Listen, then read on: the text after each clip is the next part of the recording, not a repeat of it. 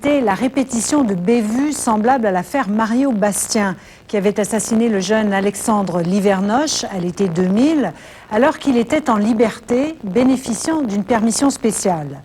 Pour ce faire, le gouvernement donne le feu vert à l'application d'une loi qui rendra plus difficile les remises en liberté des détenus.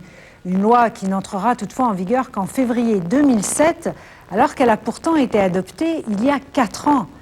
Nous avons 2 reportages d'Alain Picard, mais voici d'abord Isabelle Richer.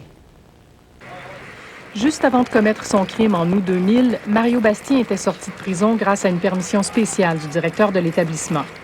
Ce sera dorénavant impossible d'obtenir une telle permission. La nouvelle loi prévoit que la Commission québécoise des libérations conditionnelles devra étudier chaque cas et rendre une décision. Et les commissaires seront beaucoup mieux informés sur les délinquants qui se présenteront devant eux, puisqu'ils auront tous été évalués.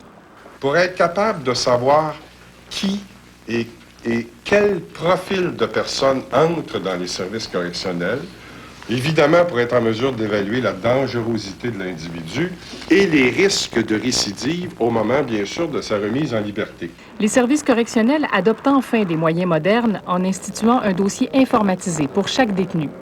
Les autorités pourront donc avoir accès à une foule de renseignements, notamment les peines déjà purgées et les rapports psychiatriques. Depuis l'affaire Mario Bastien, la Commission des libérations conditionnelles, qui gère les peines de moins de 2 ans, a diminué de 20 % le nombre de remises en liberté. Le ministre est conscient que le resserrement des mesures relatives aux libérations conditionnelles entraînera peut-être une surpopulation dans les prisons. On va regarder quelle est la vraie capacité carcérale, puis ensuite on verra ensuite différentes solutions pour ajouter des places si on en a besoin. Moi, je pense, entre vous et moi, là, je vais être candide avec vous. Je pense que oui, il faut ajouter des places. Je pense qu'il faut en ajouter. Pierre-Hugues Boisvenu salue la réforme, mais s'interroge sur son orientation.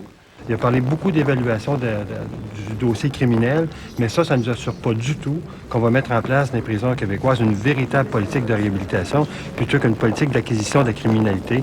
C'est ce que les jeunes font actuellement. Ils sortent de prison plus habiles que lorsqu'ils sont entrés. La nouvelle loi offrira aussi une reconnaissance juridique aux victimes. Elles pourront faire des recommandations écrites lors de l'audience sur la libération conditionnelle de leur agresseur et elles seront toujours avisées du moment de sa remise en liberté. Isabelle Richer, Radio-Canada, Montréal. Le 21 janvier 2000, Mario Bastien est condamné à 12 mois de prison. À peine 2 mois plus tard, soit le 21 mars, les autorités du centre de détention de Trois-Rivières accordent à Bastien une absence temporaire. Le 4 août, il assassine Alexandre Livernoche, âgé de 13 ans. S'il a été libéré le 21 mars, c'est qu'on n'a pas pris la peine de consulter tout son dossier. Les autorités carcérales de Trois-Rivières ne savaient pas que la Commission nationale avait classé Bastien comme étant un pédophile ayant des fantasmes meurtriers. Ils auraient pourtant pu le savoir. Tout ce que les gens qui étaient là avaient à faire, c'était un coup de téléphone au bureau régional de la Commission nationale des libérations conditionnelles. Ce n'est pas tout. Pendant que Bastien est en liberté temporaire, il comparaît devant la Commission québécoise des libérations conditionnelles, qui doit déterminer s'il se qualifie pour être libéré après avoir purgé le tiers de sa peine. Une commissaire demande alors plus d'informations avant de rendre sa décision. Et il s'est passé 70 jours entre la demande de la commissaire Foivigno et l'assassinat d'Alexandre Livernoche. Et pendant ces 70 jours-là, il n'y a pas un employé des services correctionnels ou de la commission qui a pris le téléphone pour exécuter la demande de Mme Foivigno. Tout ce cafouillage s'explique entre autres par le fouillis total des archives sur les criminels. Et ce qu'on nous apprend aujourd'hui, c'est qu'on va informatiser tout ça, ce qui va faire en sorte qu'on va pouvoir avoir accès aux informations pertinentes et on va pouvoir évaluer le détenu avant de le sortir. Mais c'est hallucinant qu'on soit en 2006 et qu'on en soit encore là.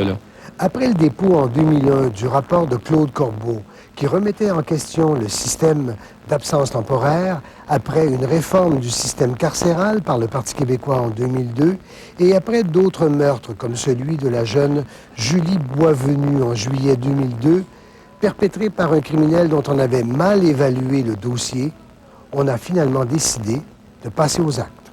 Alain Picard, Radio-Canada, Montréal.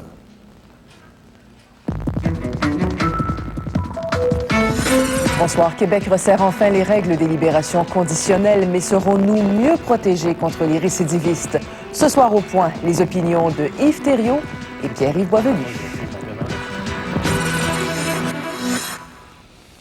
Les partis